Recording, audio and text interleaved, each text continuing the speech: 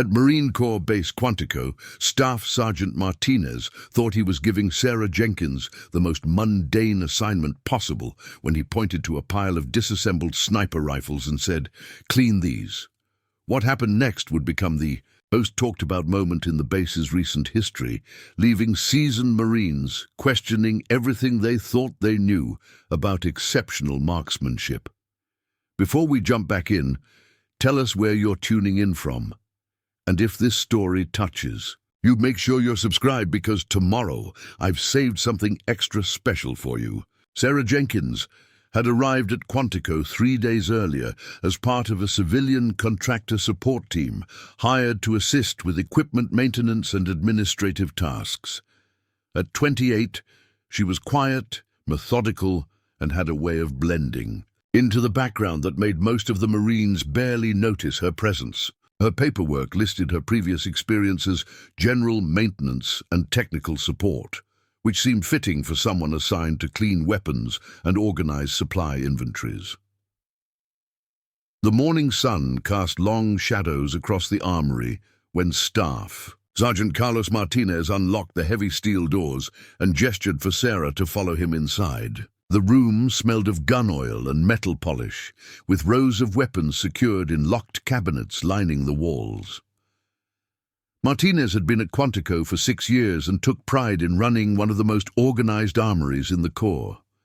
He was a man who believed in order, protocol, and keeping civilians in their proper place. "Your job is straightforward," Martinez explained, his voice carrying the authority of someone accustomed to being obeyed without question. "These weapons get broken down, cleaned, inspected, and reassembled. Every component gets documented. Any issues get reported immediately." He paused at a workbench where several high-precision rifles lay in various states of disassembly. "Start with these. They're heading out to the range next week for qualification testing." Sarah nodded, pulling her brown hair back into a practical ponytail and rolling up the sleeves of her work shirt. She examined the rifles with an attention to detail that surprised Martinez. Instead of the hesitant fumbling he expected from a civilian contractor, she picked up the first weapon with confident, practiced hands. "You've done this before," Martinez observed, though it came out more as a statement than a question. "Some," Sarah replied simply, already identifying the rifle's make and model with a glance. It was a modified M40A6, the Marine Corps' primary sniper weapon system, equipped with a Night Force scope and customized trigger assembly. Her fingers moved along the barrel and action with the familiarity of someone who understood the intricate relationship between each component. Over the next 2 hours, Sarah worked with mechanical precision that gradually drew the attention of the Marines passing through the armory. She didn't just clean the weapons, she examined every spring, screw, and sight adjustment with the thoroughness of a master craftsman. When she discovered a slight misalignment in one rifle's scope mounting system, she mentioned it to Martinez with the same casual tone someone might use to point out a stain on a shirt. "The elevation adjustment is off by about 3 clicks, she said, not looking up from her work. "Probably happened during transport. It's subtle, but it would throw off accuracy at extended range." Martinez frowned and moved closer to examine the scope himself. After several minutes of inspection, he found the issue she'd identified, a problem so minor that it would likely have gone unnoticed until someone tried to make a precision shot beyond 800 yards. The discovery was impressive enough, but what caught his attention was how quickly she'd spotted it and the confidence with which she'd diagnosed the problem. "How did you know to look for that?" he asked. Sarah shrugged, continuing her methodical cleaning process. "Experience, I guess. You learn to recognize when something's not quite right." The morning progressed with Sarah working through the pile of weapons with steady efficiency. She found 2 more minor issues that would have affected performance: a trigger that was breaking inconsistently, and a barrel that showed signs of excessive copper fouling that hadn't been properly addressed. Each discovery was reported matter-of-factly, without fanfare or requests for recognition. By lunchtime, word had spread through the base about the civilian contractor who seemed to know more about their weapons than some of their own armorers. Gunnery Sergeant Lisa Chen, who oversaw the base's marksmanship training program, stopped by the armory to see for herself what the talk was about. Chen was a 20-year veteran who had trained some of the Corps' best shooters. She had a reputation for being able to spot natural talent from across a firing line and was notoriously difficult to impress. When she entered the armory, she found Sarah reassembling a rifle with the smooth, economical movements of someone who had performed the task thousands of times. "Mind if I watch?" Chen asked, settling onto a nearby stool. Sarah glanced up briefly and nodded, then returned her attention to the weapon. Chen observed as Sarah installed the bolt assembly, adjusted the trigger mechanism, and mounted the scope. With precise torque specifications, every movement was deliberate and confident, suggesting muscle memory built over years of practice. "You shoot?" Chen asked casually. "Sometimes," Sarah replied, testing the rifle's action and peering through the scope to check the reticle alignment. "What kind of shooting?" Sarah paused in her work for the first time that morning, as if considering how much to reveal. "Long range, mostly. Started when I was young and just kept at it." Chen's interest sharpened. In her experience, people who described themselves as casual shooters didn't handle weapons with Sarah's level of expertise, and they certainly didn't spot scope alignment issues that would only matter at extreme distances. "How long range are we talking about?" Chen pressed. "Depends on conditions," Sarah said, returning to her work. "But I've made shots out to 1,200 yards pretty consistently." The claim was delivered so matter-of-factly that Chen almost missed its significance. 1,200 yards was well beyond what most recreational shooters ever attempted, and doing it consistently suggested a level of skill that bordered on professional. Chen made a mental note to dig deeper into Sarah's background when she had the chance. The afternoon brought a steady stream of Marines through the armory, each finding reasons to stop and observe the civilian contractor who had somehow become the day's main topic of conversation. Sarah seemed oblivious to the attention, maintaining her focus on the weapons with the same methodical approach she'd shown all morning. As closing time approached, Martinez reviewed Sarah's work for the day. Every weapon had been cleaned to specification, all issues had been properly documented, and her paperwork was more thorough than what he typically received from his own Marines. But what impressed him most was her obvious competence with systems that typically required months of specialized training to master. "Where did you learn to work on these weapons?" Martinez asked, as Sarah packed up her cleaning supplies. She paused, seeming to weigh her response carefully. "My father taught me when I was growing up. He was very particular about maintaining equipment properly." It was a vague answer that raised more questions than it answered, but something in Sarah's tone suggested she wasn't interested in elaborating. Martinez decided not to push, though he made his own mental note to look into her background more thoroughly. As Sarah headed toward the exit, Chen intercepted her near the door. "We're running some long-range exercises tomorrow afternoon," she said. "Range work, target identification, wind reading, and... Are you interested in observing?" Sarah considered the invitation for a moment. "I wouldn't want to get in the way." "You wouldn't be," Chen assured her. "Might be educational. We could use someone with your eye for equipment issues to help spot. Any problems with the rifles?" "All right," Sarah agreed. "What time?" 1400 hours, range 7. Sarah nodded and walked out into the Virginia evening, leaving behind an armory full of Marines who had no idea they'd just spent the day watching someone whose shooting abilities would soon redefine their understanding of what was possible with a rifle and the right person behind it. The next afternoon, Range 7 buzzed with activity as Marines prepared for advanced marksmanship training. The facility stretched across 2 miles of Virginia countryside, with target positions marked at distances from 300 to 1,500 yards. Elevated shooting positions provided clear lines of sight across rolling terrain that had been specifically designed to challenge even the most experienced marksman. Sarah arrived early, carrying a small notebook and wearing practical field clothes that allowed her to move comfortably across the uneven ground. She positioned herself at the observation tower, where Chen had suggested she watch the exercises, but her attention was immediately drawn to the rifle setup stations below. Corporal Jake Morrison was struggling with his weapon, a customized M40A6, that had been giving him trouble all week.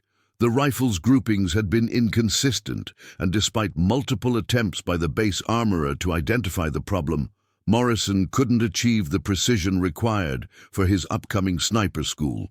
"Evaluation. Problem?" Sarah asked, approaching Morrison's position. Morrison looked up from his rifle with frustration evident on his face.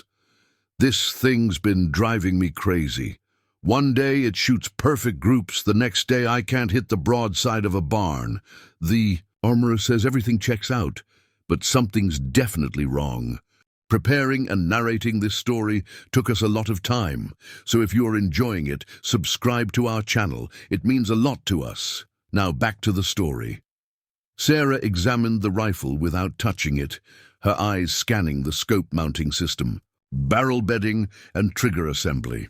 After a moment, she knelt beside the weapon and pointed to a small area where the barrel met the stock. "See how there's a slight gap here, but not on the other side? The bedding compound has compressed unevenly. It's creating inconsistent pressure on the barrel when the temperature changes. That's why your groups are good some days and off others. It depends on how hot or cold the barrel gets." Morrison stared at the area she'd indicated. The gap was barely visible, maybe the thickness of a piece of paper, but once she pointed it out, he could see the asymmetry clearly.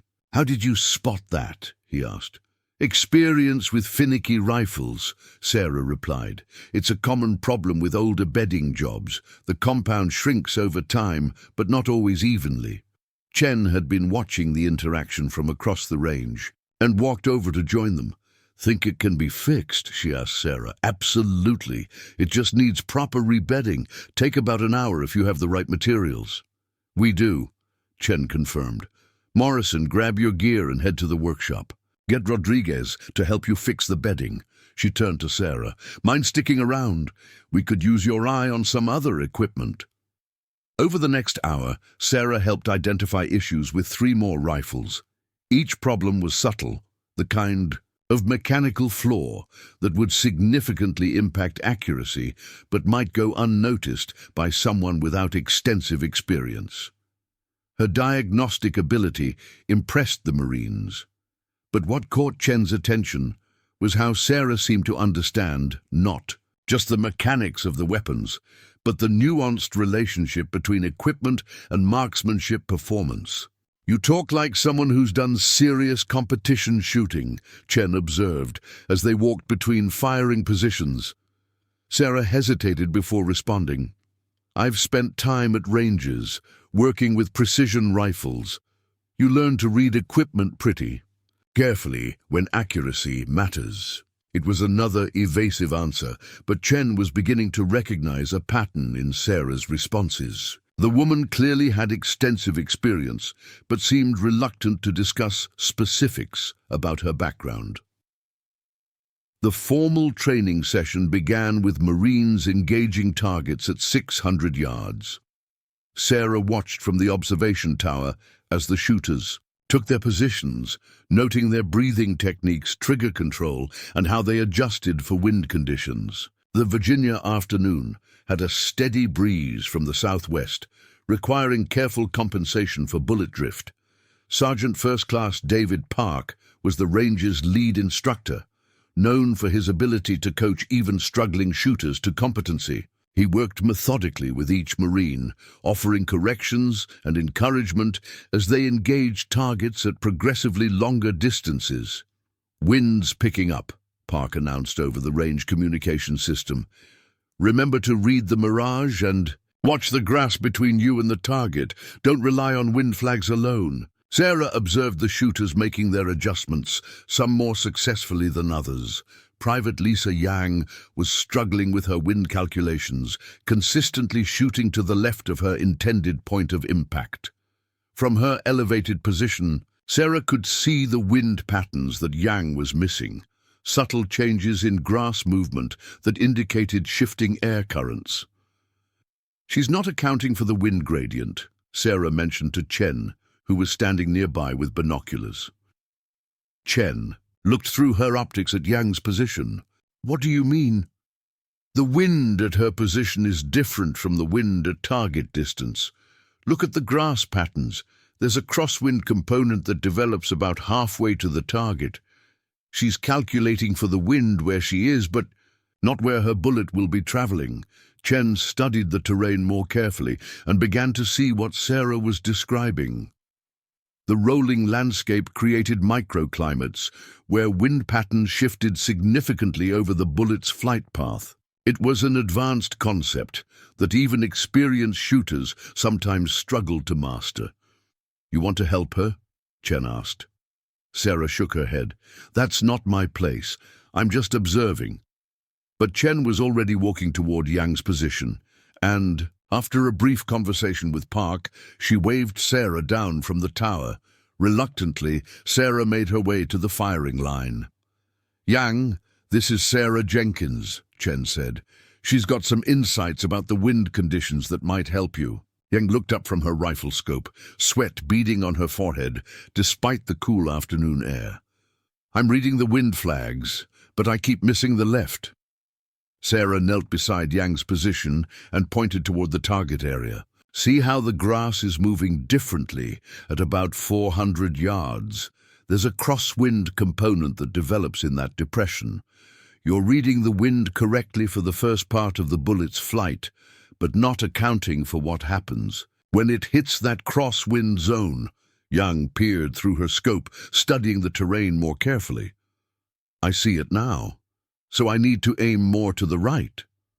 "Try holding about half a minute of angle to the right of where you were aiming," Sarah suggested. "The crosswind should push your bullet back toward the center." Yang made the adjustment and settled into her shooting position. Her breathing steadied, and after a long moment, she squeezed the trigger. The shot broke cleanly, and seconds later, the target confirmation came back as a solid hit in the 9 ring. "Outstanding!" Park called out. "Yang, that's the best shot you've made all day." Yang looked at Sarah with obvious gratitude. "How did you know about the wind gradient?" "You learn to read terrain after spending enough time on different ranges," Sarah replied. "Every location has its own personality when it comes to wind patterns." Word of Sarah's coaching success spread quickly among the Marines on the firing line. Over the next hour, several shooters asked for her input on their wind calculations and target engagement techniques. Each time, she offered precise, practical advice that helped improve their accuracy. Captain Robert Hayes, the range officer, had been watching the interactions with growing interest.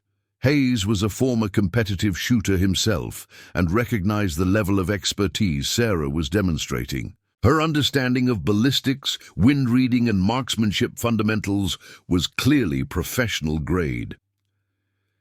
As the training session moved to longer-range targets at 900 yards, Hayes approached Sarah directly. "I've been watching you work with my Marines," he said. "Your knowledge of long-range shooting is impressive. What's your background?" Sarah met his gaze steadily. "I've spent time around rifles and ranges, picked up some things along the way." Hayes wasn't satisfied with the vague response.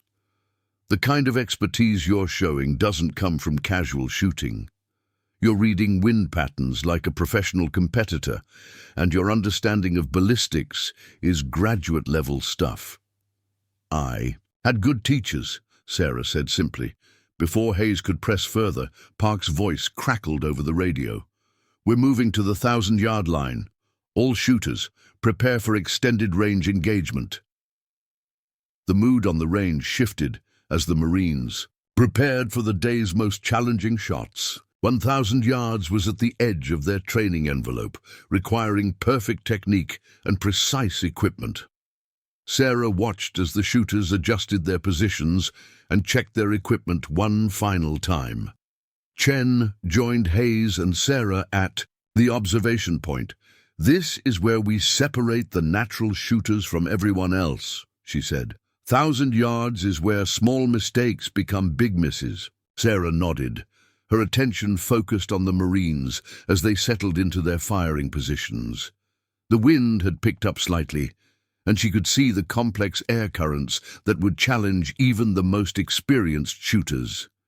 What she didn't yet realize was that her own expertise was about to be put to the ultimate test.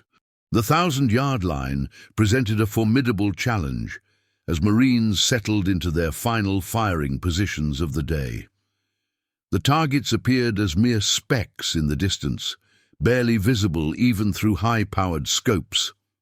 Atmospheric conditions had deteriorated throughout the afternoon, with shifting winds and heat mirage creating additional complications for the shooters.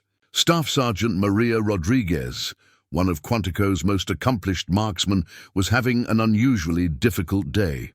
Her first 3 shots at the extended range had been erratic, missing the target entirely despite her normally exceptional accuracy.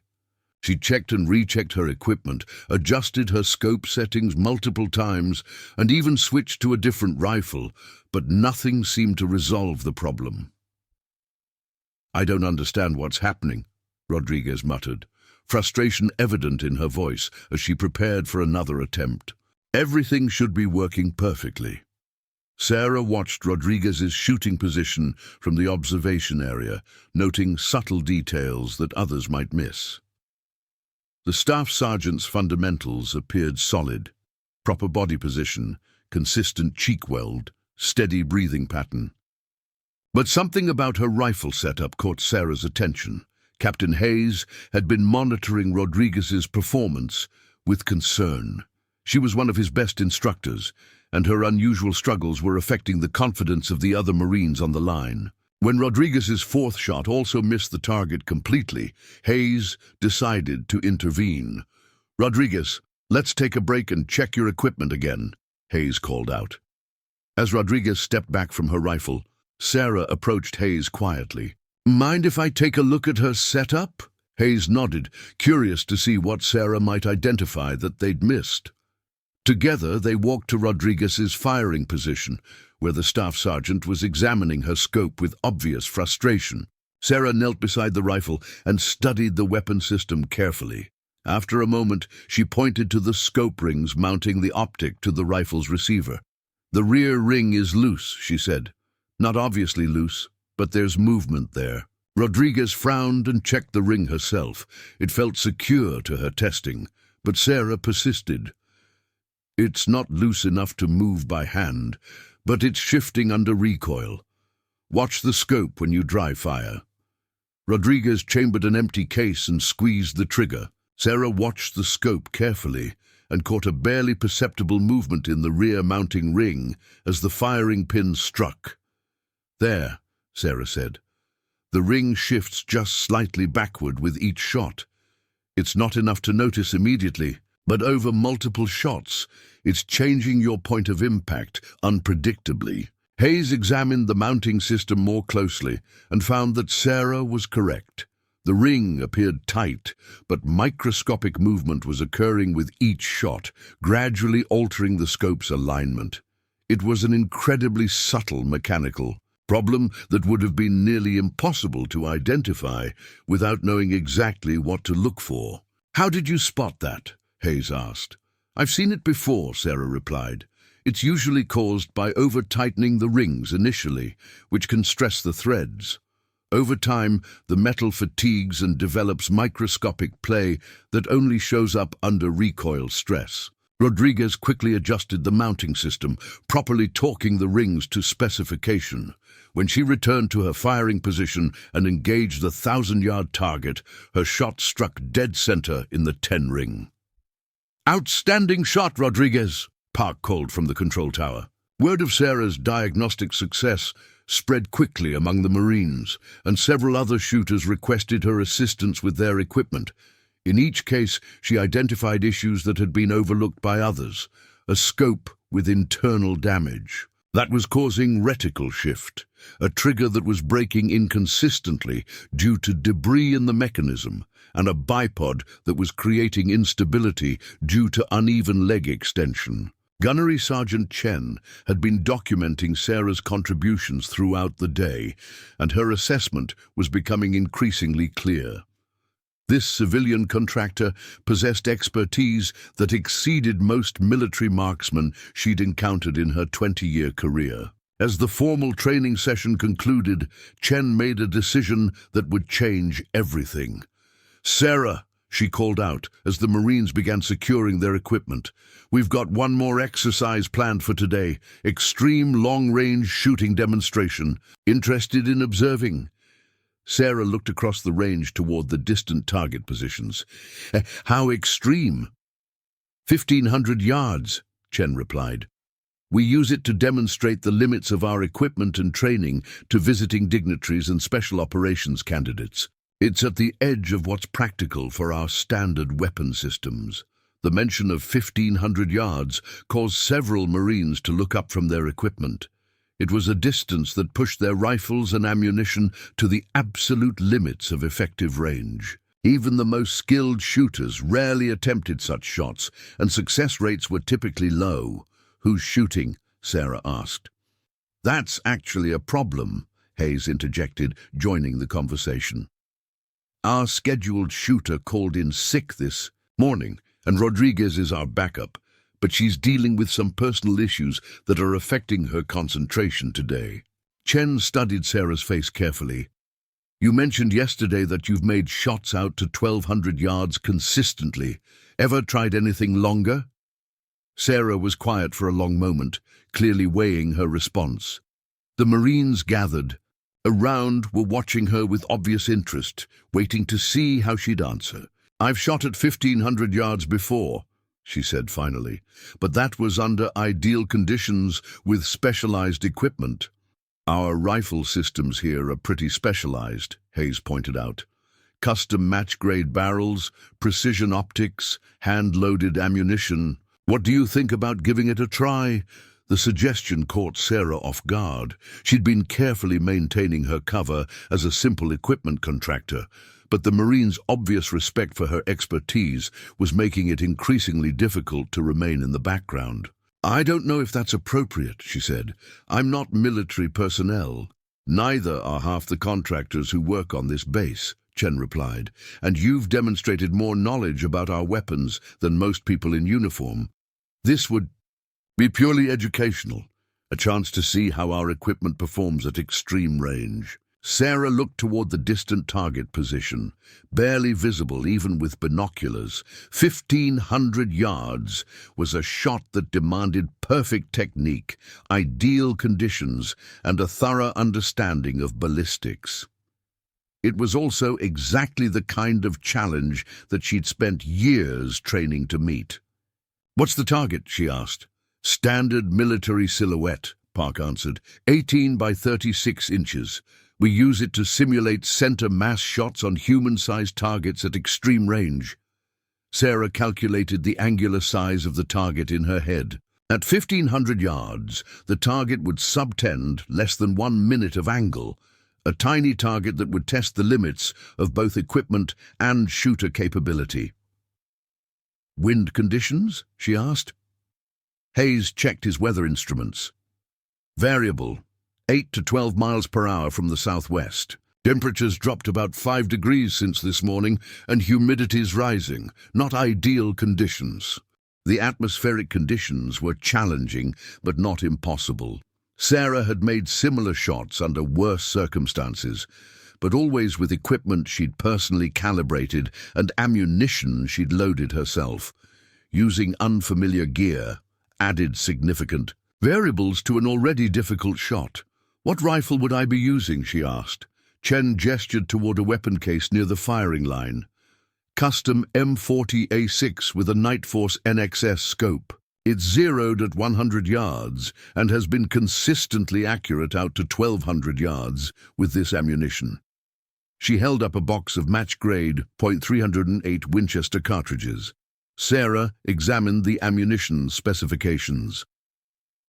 The ballistic coefficient and muzzle velocity were well within acceptable parameters for extreme range shooting, though she would have preferred to chronograph the specific lot to verify performance consistency. "I'll need some time to familiarize myself with the rifle," she said, "and I'll want to confirm the ballistic data before attempting the shot." Hayes nodded. "Take all the time you need. We're not in any hurry."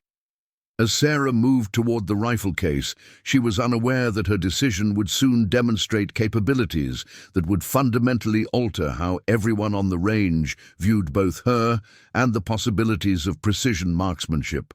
The Marines gathered around had witnessed impressive shooting before, but they were about to see something that would challenge their understanding of what was humanly possible with a rifle. Sarah opened the rifle case with deliberate care, revealing the custom M40A6 that would either validate her claims or expose her limitations in front of the assembled Marines. The weapon was immaculate, its match-grade barrel gleaming under the late afternoon sun, the Nightforce scope mounted with precision that spoke to professional attention to detail. She lifted the rifle from its case, immediately noting its balance and weight distribution. Every precision rifle had its own personality, and understanding those characteristics was crucial for achieving accuracy at extreme distances. Sarah worked the bolt action smoothly, feeling the mechanical precision of the trigger mechanism and noting how the rifle settled naturally into her shoulder. "Beautiful weapon," she commented, running her fingers along the stock surface to check for any irregularities that might affect consistency. Corporal Morrison, whose rifle bedding issue Sarah had diagnosed earlier, had positioned himself nearby to observe. "That's one of our best shooting rifles," he said. "Staff Sergeant Rodriguez set a base record with it last month at 1,200 yards. Sarah nodded, continuing her examination of the weapon system. She adjusted the scope's eye relief and checked the clarity of the optics at various magnification settings. The Nightforce glass was exceptional, providing sharp resolution that would be essential for target identification at extreme range. "What's the documented ballistic performance?" she asked Hayes. Hayes consulted a data sheet from the rifle case. "Muzzle velocity averaging 2,700 feet per second with this match ammunition. Confirmed drops at known distances out to 1,200 yards. Beyond that, we're working with calculated data." Sarah studied the ballistic information carefully. The numbers looked consistent with her experience, but calculations could only account for so many variables. Real-world performance at 1,500 yards would depend on factors that couldn't be predicted with complete accuracy. "I'll need to fire a few confirmation shots at shorter range first," she said, "just to verify zero and get a feel for the rifle's characteristics." Chen nodded approvingly. "Smart approach. Use the 800-yard target for your confirmation shots." Sarah moved to the firing line and settled into a prone position behind the rifle. The Marines gathered at a respectful distance, giving her space to work while maintaining clear sightlines to observe her technique. She adjusted the bipod legs carefully, ensuring the rifle was perfectly stable on the uneven ground. Through the scope, the 800-yard target appeared crisp and clear. Sarah studied the wind indicators between her position and the target, noting how the grass moved in different patterns at various distances. The wind was still variable, but she was beginning to understand its behavior across the range. Her first shot broke cleanly, the rifle recoiling smoothly against her shoulder. Seconds later, the target confirmation came back as a solid hit in the 9 ring, slightly left of center. "A good shot," Park called from his observation position. Sarah made a minor windage adjustment to her scope and fired again. This time, the bullet struck dead center in the 10 ring. The third confirmation shot landed within an inch of the second. demonstrating the consistency that would be essential for the longer shot. "Rifles shooting true," she announced, standing up from the firing position, ready for the 1,500-yard attempt. The Marines moved to their observation positions as Sarah walked toward the extended range firing point. The target at 1,500 yards was barely visible even through high-powered spotting scopes, appearing as a small dark rectangle against the hillside background. Chen joined Sarah at the firing position, carrying a laser rangefinder and wind. "Meter. Confirmed distance is 1,496 yards, she reported. "Wind is variable, currently reading 10 miles per hour from the southwest, but I'm seeing gusts up to 15. Sarah accepted the environmental data and began her mental calculations. At this distance, every variable became magnified. A small error in wind estimation could result in a miss by several feet. Temperature, humidity, and even the slight uphill angle to the target all had to be factored into her sight adjustments. "Barometric pressure?" she asked. Hayes checked his instruments. 30.12 inches of mercury. Temperature is 68 degrees Fahrenheit. Sarah input the data into her mental ballistic calculator, drawing on years of experience with similar shots. The bullet would take nearly 2 seconds to reach the target, during which time it would drop approximately 38 feet from its initial trajectory and drift several feet in the crosswind.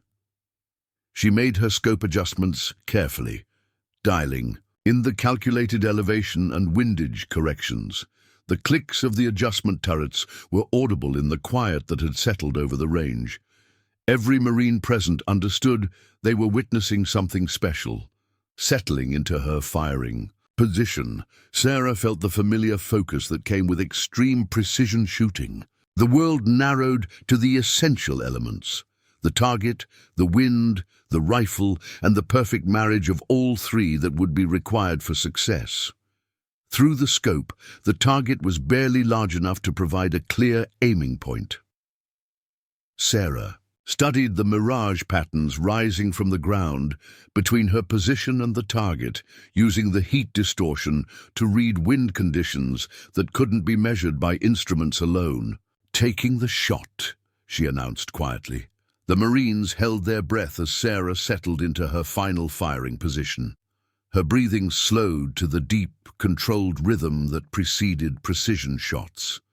The crosshairs settled on the center of the distant target, and she began her trigger squeeze. The shot broke with perfect surprise, exactly as it should. The rifle recoiled smoothly, and Sarah maintained her sight picture to observe the bullet's impact. For what seemed like an eternity, nothing happened. Then, through the spotting scopes, the Marines saw dust kicked up directly behind the target. "Hit!" Parks shouted from the observation tower. "Direct center hit!" The range erupted in excited voices as Marines confirmed the impact through their various optics. At 1,500 yards, Sarah had placed her bullet within inches of the target's center. A shot that would have been remarkable even under ideal conditions. But Sarah wasn't finished. Without speaking, she cycled the rifle's bolt and settled back into her firing position. The second shot followed 30 seconds later, striking the target just slightly to the right of the first impact. "2 for 2, Chen called out, her voice carrying a mixture of amazement and professional respect. Sarah fired a third shot, completing what marksmen call a group. Multiple shots fired in sequence to demonstrate consistency rather than luck. The third bullet struck between the first two, creating a group that could be covered by a man's hand at a distance of nearly a mile. As Sarah stood up from the firing position, the Marines around her had gone silent. What they'd just witnessed transcended normal shooting capabilities. It was a demonstration of skill that bordered on the impossible, executed with a calm professionalism that suggested such performance was routine for her. Captain Hayes was the first to speak. "In 20 years of military service, I've never seen a shooting like that. Those 3 shots would be impressive at 800 yards, let alone 1,500. Sarah began securing the rifle, her expression giving no indication that she considered her performance extraordinary. "The rifle shoots well," she said simply. "Good equipment makes a difference." But Chen wasn't buying the modest deflection. "Equipment doesn't make those shots," she said firmly. "That was pure skill, the kind of skill that takes years to develop and natural talent to achieve." The implications of what they'd witnessed were beginning to sink in for the Marines. Sarah's performance suggested a level of expertise that was far beyond anything they'd expected from a civilian contractor. The question now was where such capabilities had been developed and why she'd been so reluctant to reveal them. As the afternoon sun cast long shadows across the range, Sarah finished packing the rifle away, unaware that her demonstration had just changed everything about her assignment at Quantico. The Marines surrounding her were no longer seeing a contractor hired to clean weapons. They were looking at someone whose abilities demanded explanation and whose presence on their base was beginning to seem far from coincidental. The silence that followed Sarah's extraordinary shooting demonstration lasted only moments before Captain Hayes pulled out his radio. The implications of what he'd witnessed went far beyond impressive marksmanship. They suggested capabilities that could only have been developed through professional training at the highest levels. "Base operations. This is Range 7. Hayes spoke into his handset. "I need to speak with Colonel Brennan immediately. Priority Alpha." Sarah noticed the urgency in Hayes's voice and the way the Marines around her had shifted from casual observers to something approaching a security detail. The relaxed atmosphere of the training exercise had transformed into something more serious. "Is there a problem?" she asked, beginning to sense that her demonstration might have revealed more than she'd intended. Chen stepped forward, her expression professional but not unfriendly. "No problem, Sarah. But shooting like that raises questions that need answers. Colonel Brennan is going to want to speak with you personally." Within 15 minutes, a military vehicle arrived at the range, carrying Colonel Patricia Brennan, Quantico's commanding officer. Brennan was a career Marine with extensive experience in intelligence and special operations. She'd built her reputation on being able to read people and situations with remarkable accuracy. Brennan approached Sarah directly, her demeanor respectful but clearly investigative. "Miss Jenkins, I understand you've given quite a demonstration. Today, Captain Hayes tells me you made 3 consecutive hits at 1,500 yards with unfamiliar equipment." "Yes, ma'am," Sarah replied, maintaining eye contact but offering no additional information. "That's shooting that would impress Olympic competitors," Brennan continued. "It's certainly beyond what we'd expect from someone hired for equipment. Maintenance? I'm curious about your background." Sarah had been dreading this moment since she'd agreed to take the shot. Her carefully maintained cover as a simple contractor was crumbling, and she knew that evasive answers would no longer be sufficient. "I've had extensive training with precision rifles," she said carefully, "but I'm not at liberty to discuss the specifics of that training." Brennan's eyes sharpened. The phrase "not at liberty to discuss" was government speak that suggested classified involvement. "Miss Jenkins, I'm going to ask you directly. Are you currently or have you previously been employed by any federal agency?" Sarah looked around at the Marines who were watching the conversation with obvious interest. She realized that her options had narrowed to either continuing an increasingly implausible deception or revealing information she'd hoped to keep private. "I worked as a contractor for various government agencies," she said finally. "Specialized assignments requiring precision marksmanship capabilities." The admission sent a ripple of understanding through the assembled Marines. Government contractors with specialized shooting skills typically meant intelligence agencies or special operations support. It explained both Sarah's reluctance to discuss her background and her exceptional capabilities. Brennan nodded, clearly familiar with the type of work Sarah was alluding to. "How long since your last assignment?" 18 months, Sarah replied. "I've been working civilian contracts since then." And you're here at Quantico because? Sarah hesitated before answering. I needed steady work that didn't require security clearances or extensive background checks. Equipment maintenance seemed like a good fit. The explanation was logical, but Brennan sensed there was more to the story. Contractors with Sarah's level of skills didn't typically retire to mundane maintenance work unless something significant had driven them out of their previous career. Staff Sergeant Martinez, who had given Sarah her original assignment, approached the group with obvious confusion. Colonel, I assigned Ms. Jenkins to clean weapons based on her stated experience in general maintenance. Her personnel file makes no mention of specialized shooting capabilities. Brennan turned to Sarah. Is your personnel file accurate? It's accurate for what it includes, Sarah replied. It just doesn't include everything. The carefully worded response confirmed Brennan's suspicions. Sarah's file had likely been sanitized to remove classified information, presenting only the civilian-compatible portions of her work history. Chen had been listening to the exchange with growing understanding. Sarah, when you said your father taught you to shoot, that wasn't the whole truth, was it? Sarah looked uncomfortable with the direct questioning, but seemed to realize that further evasion was pointless. My father did teach me the basics when I was young, but my professional training came later through government programs. What kind of programs? Hayes asked. The kind that prepare people for assignments where precise shooting at long range is occasionally necessary, Sarah said, still avoiding specific details. Brennan appreciated Sarah's discretion regarding classified information, but she needed to understand what kind of capabilities had just been demonstrated on her range. Miss Jenkins, I'm going to speak plainly. What you just did with that rifle suggests training that goes beyond what most military snipers receive. I need to know if you represent any kind of security concern for this base.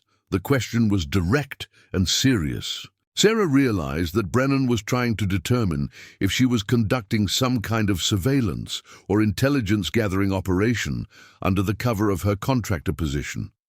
No, ma'am, Sarah said firmly. I'm not here in any official capacity. I'm genuinely just working as a contractor because I needed employment that didn't require active security clearances. Why don't you have active clearances? Brennan pressed. Sarah was quiet for a long moment, clearly weighing how much to reveal. When she spoke, her voice carried a note of finality that suggested she was sharing something deeply personal. I left government work after an assignment went wrong. People died who shouldn't have died, and I decided I was done with that kind of work. I came here because I needed something completely different. The admission explained both her exceptional skills and her reluctance to discuss her background. It also suggested that her presence at Quantico was motivated by a desire to escape her previous career rather than to exploit it. Brennan's expression softened slightly. She'd seen enough military personnel struggle with traumatic experiences to recognize the signs. I understand that kind of decision, she said, but your capabilities are too significant to ignore.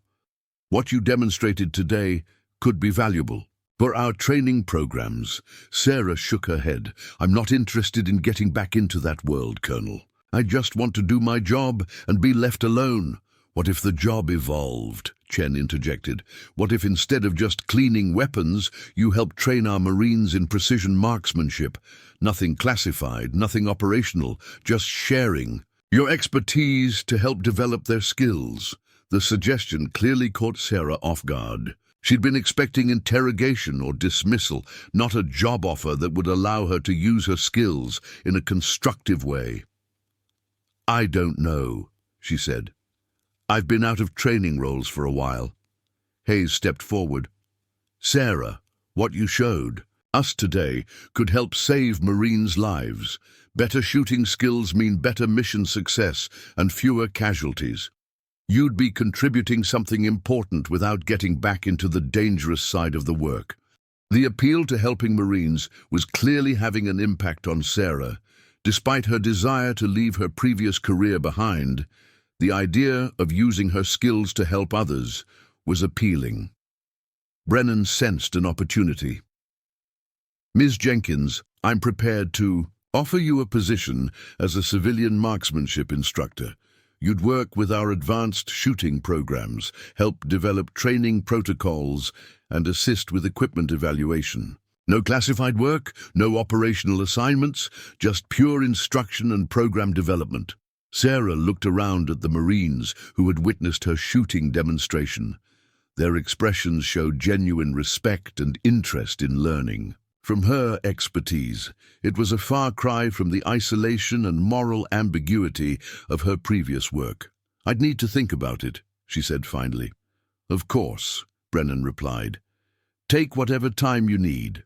In the meantime, you're welcome to continue your current assignment while you consider the option." As the group began to disperse, Chen approached Sarah privately.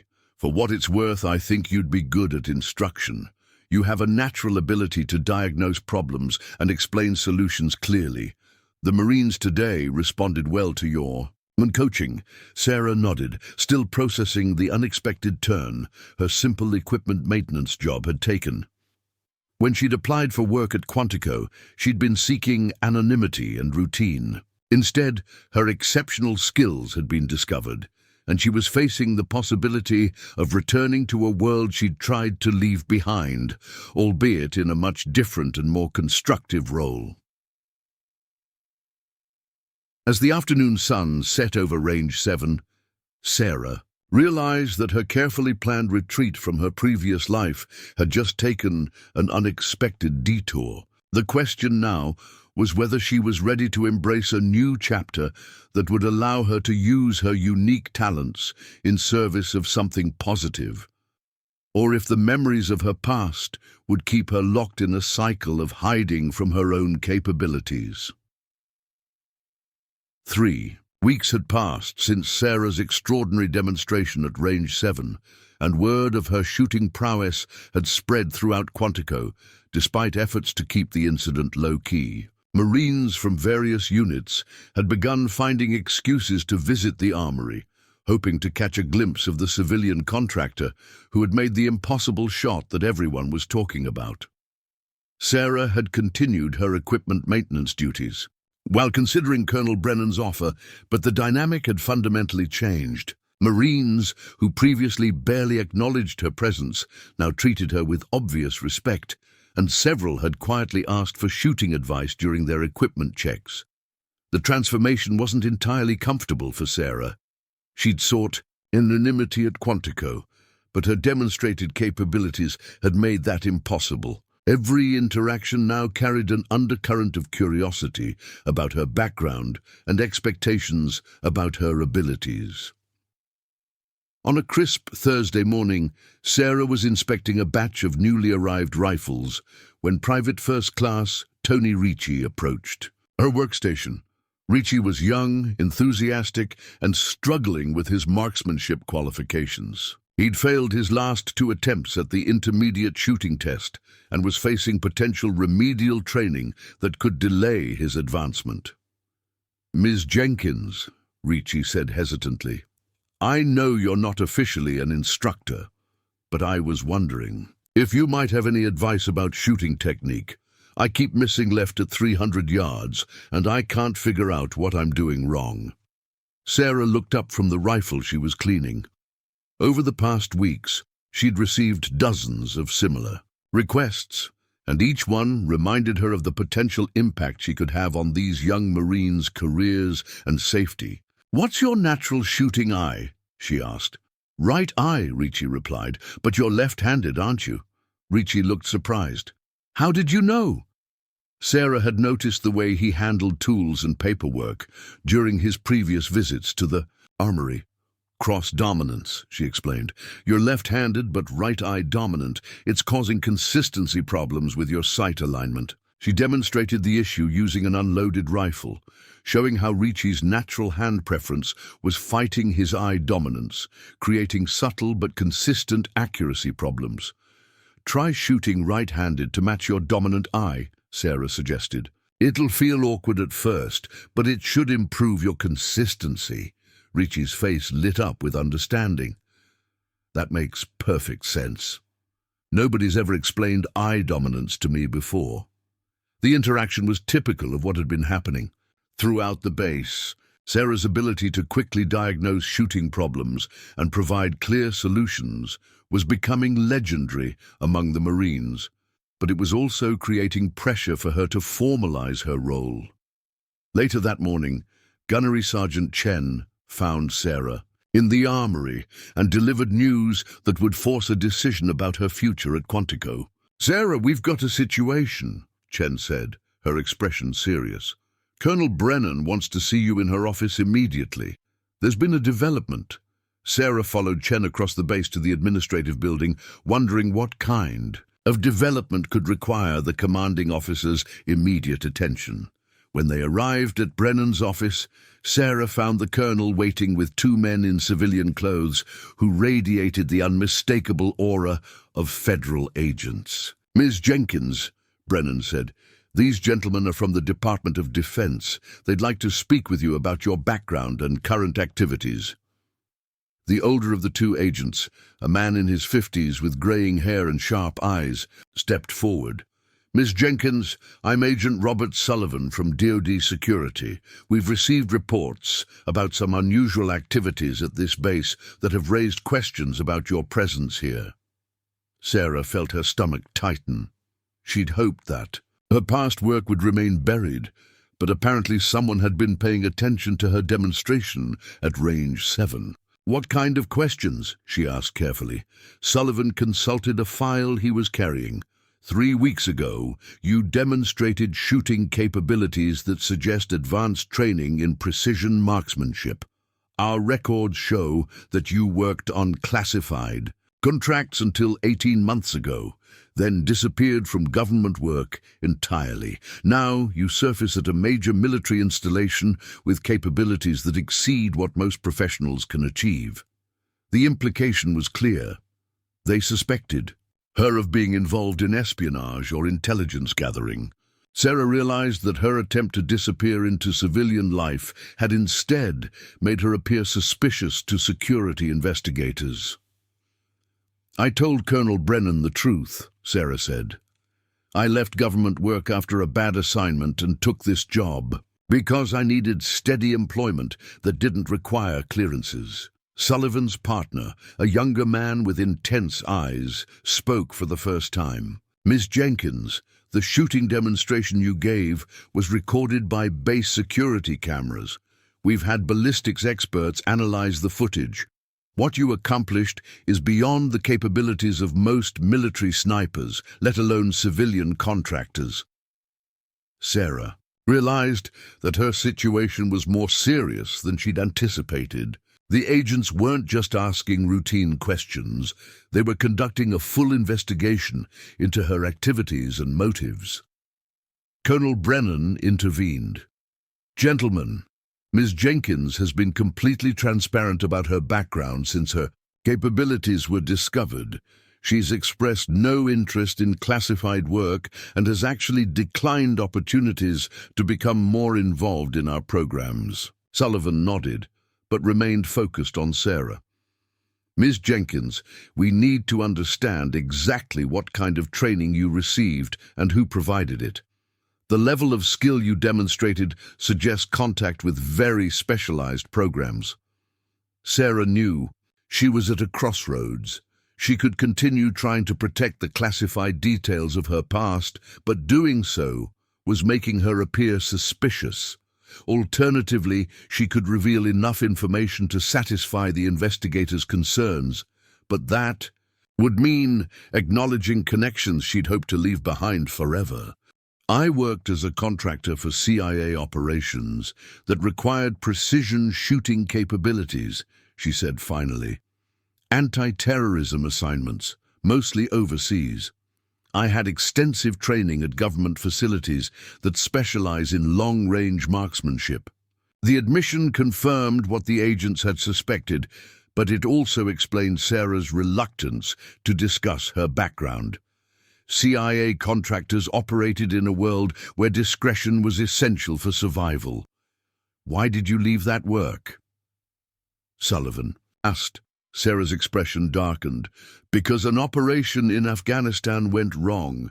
Intelligence was faulty, and the targets I was assigned to eliminate turned out to be the wrong people. Civilians died because of my actions, and I decided I couldn't continue doing that kind of work. The room fell silent as the implications of Sarah's confession sank in. She'd revealed not just her professional background, but the traumatic experience that had driven her to seek a completely different life. Brennan was the first to speak. That explains a lot about your reluctance to discuss your past and your desire to avoid operational roles. Sullivan consulted his file again. Ms. Jenkins, our investigation confirms your account. You left government work abruptly 18 months ago after an assignment in Afghanistan that was subsequently classified as an intelligence failure. You've had no contact with your former employers since then. The fact that the agents had already verified her story suggested that this meeting was more about confirming her motives than uncovering new information. Sarah realized she was being evaluated for security clearance rather than investigated for wrongdoing. "What do you want from me?" she asked. Sullivan closed his file.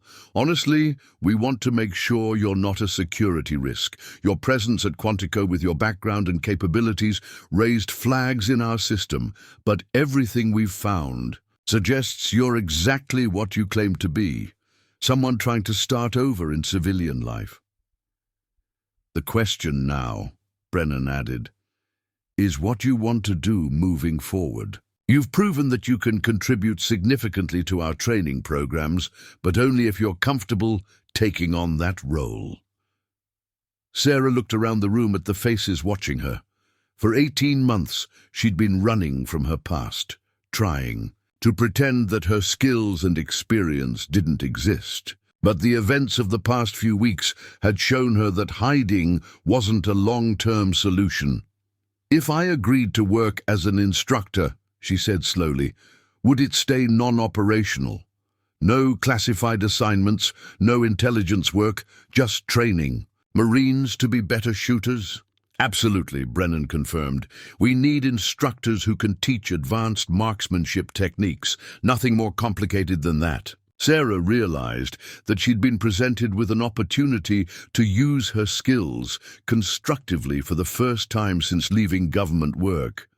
Teaching Marines to protect themselves and accomplish their missions was a far cry from the morally ambiguous assignments that had driven her away from her previous career. "I'll do it," she said finally, "but I want it clearly understood that this is about instruction only. I'm done with operational work forever." Sullivan nodded approvingly. "That's exactly what we hope to hear, Ms. Jenkins. Your expertise could help save lives by improving the capabilities of our personnel."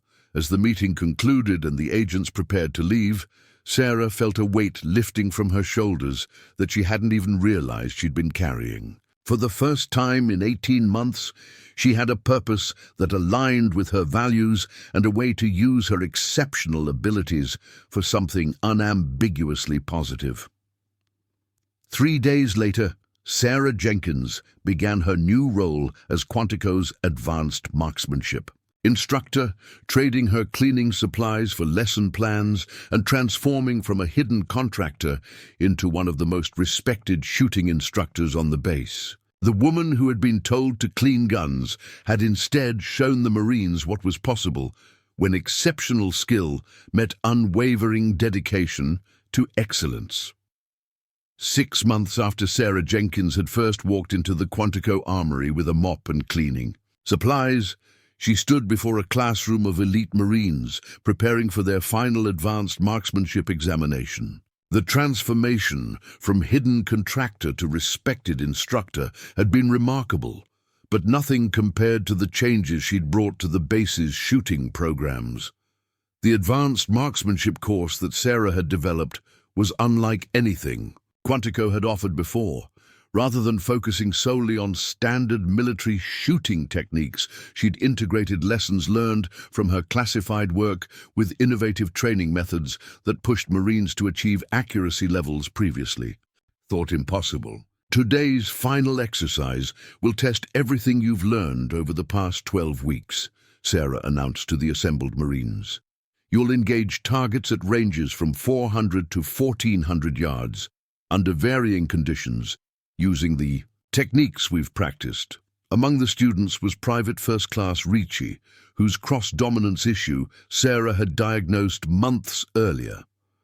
Under her instruction, he'd not only overcome his shooting problems, but had become one of the top marksmen in his unit. His transformation exemplified the impact of Sarah's teaching methods. Also in the class was Staff Sergeant Rodriguez, who had voluntarily enrolled to refine her already exceptional skills. The respect between the two women was mutual. Rodriguez appreciated Sarah's technical expertise, while Sarah valued Rodriguez's tactical knowledge and leadership experience. Remember, Sarah continued, precision shooting isn't just about mechanical technique. It's about reading conditions, understanding your equipment, and maintaining focus under pressure. The fundamentals we've practiced will serve you whether you're on a training range or in actual combat. The final examination took place at Range 7, where Sarah's legendary shooting demonstration had first revealed her capabilities. The range had since been modified with additional target positions and environmental challenges that reflected real-world shooting scenarios. As the Marines took their positions, Sarah moved between them, offering final adjustments and encouragement. Her teaching style combined technical precision with genuine concern for each student's development, creating an atmosphere where even struggling shooters could achieve significant improvement. Corporal Michelle Torres, who had joined the course, with minimal shooting experience, was attempting her first shot at 800 yards. Under Sarah's guidance, she'd progressed from basic marksmanship to advanced precision shooting in just 3 months. Control your breathing, Sarah reminded Torres. The wind's shifted slightly since your last shot. Add half a minute of windage. To the right, Torres made the adjustment and settled into her firing position. When her shot struck the target's center ring, her smile was visible even from Sarah's position 50 yards away. The examination continued throughout the morning, with Marines engaging increasingly challenging targets under Sarah's watchful supervision. Her ability to provide real-time coaching and technical guidance had elevated the performance of every student in the program. Colonel Brennan arrived at the range during the final phase of testing, accompanied by General Marcus Thompson, Quantico's new commanding general. Thompson had heard reports about Sarah's program, but had come to see the results firsthand. Impressive scores, Thompson observed, reviewing the target data. These Marines are achieving accuracy levels that exceed what I've seen from some specialized units. Sarah acknowledged the compliment, but directed credit toward her students.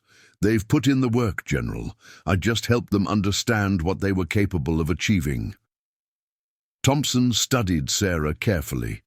He'd read her file and understood both her exceptional background and her traumatic departure from government work. What impressed him was how she'd channeled her skills into something constructive. Ms. Jenkins, I've been reviewing the data from your program. Marine graduates are showing a 40% improvement in long-range accuracy and a 60% reduction in ammunition expenditure during training. Those are remarkable results. The statistics reflected not just improved shooting, but better understanding of ballistics and equipment optimization. Sarah's holistic approach to marksmanship instruction was producing Marines who could adapt to different weapons and conditions with confidence. As the examination concluded, Sarah gathered her students for final comments. Looking at their faces, she saw the pride and accomplishment that came from mastering difficult skills through dedicated effort. You've all exceeded the standards for this course, she announced, But more importantly, you've developed capabilities that will serve you throughout your careers. The techniques you've learned aren't just about shooting, they're about precision, patience, and problem-solving under pressure. Private Ricci raised his hand. Instructor Jenkins, will you be continuing the advanced program? Sarah smiled. The program is expanding. We're adding courses in urban precision shooting, low-light engagements, and equipment customization. There will be plenty of opportunities for continued development. The expansion reflected the success of Sarah's initial program and the Marine Corps' recognition that her expertise could benefit many more personnel.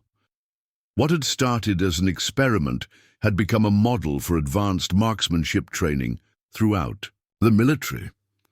After the students departed, Sarah remained at the range to secure equipment and prepare for the next day's classes. The routine had become comfortable, providing structure and purpose that had been missing from her life since leaving government work.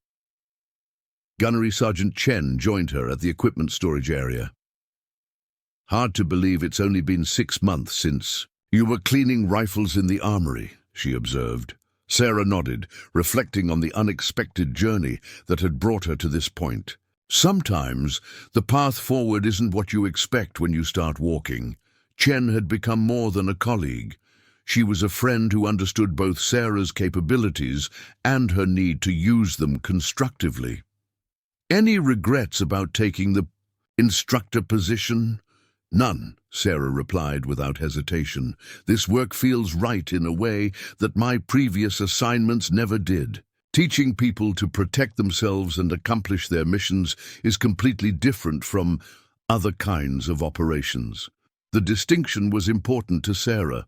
Her current role allowed her to use her exceptional skills while contributing to something unambiguously positive. The moral clarity was a sharp contrast to the ambiguous missions that had ultimately driven her away from classified work.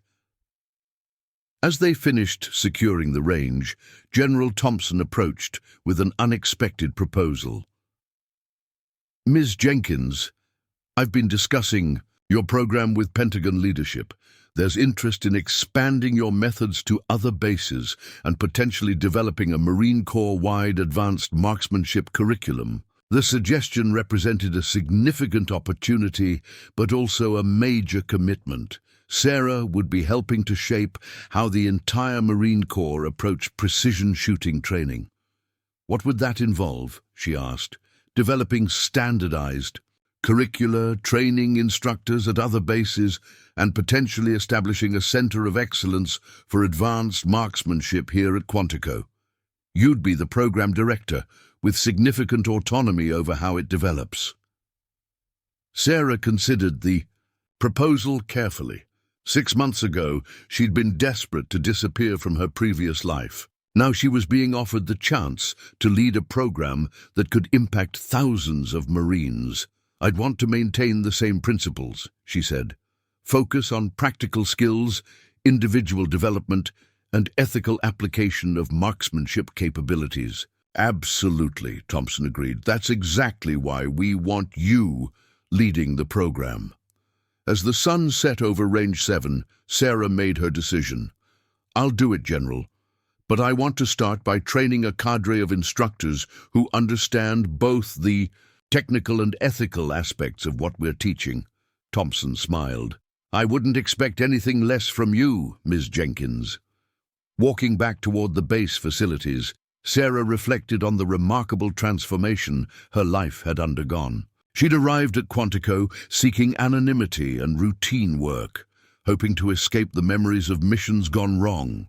Instead, she discovered a way to use her unique talents for something unambiguously beneficial. The woman who had been told to clean guns had not only demonstrated extraordinary shooting capabilities, but had built something lasting and positive from those skills. Her program was producing Marines who were not just better shooters, but more confident and capable warriors who understood the responsibility that came with precision weapons. 6 months earlier, Sarah Jenkins had been a broken contractor trying to hide from her past. Today, she was the director of the Marine Corps' most innovative marksmanship program, helping to prepare the next generation of Marines for the challenges they would face in an uncertain world. Her journey from the armory to the instructor platform had been unexpected, but it had shown her that sometimes the best way to escape a difficult past is to use the lessons learned to build a better future. The skills that had once caused her anguish were now helping to protect and prepare young Marines who depended on her expertise. As she entered her office to begin planning the next phase of program expansion, Sarah realized she'd finally found what had been missing since leaving government work: a purpose that aligned with her values and a way to make a meaningful difference in the lives of others. The cleaning supplies were long forgotten, replaced by lesson plans and training, schedules that would impact Marines for years to come. Up next, you've got two more standout stories right on your screen. If this one hits the mark, you won't want to pass these up. Just click and check them out. And don't forget to subscribe and turn on the notification bell so you don't miss any upload from us.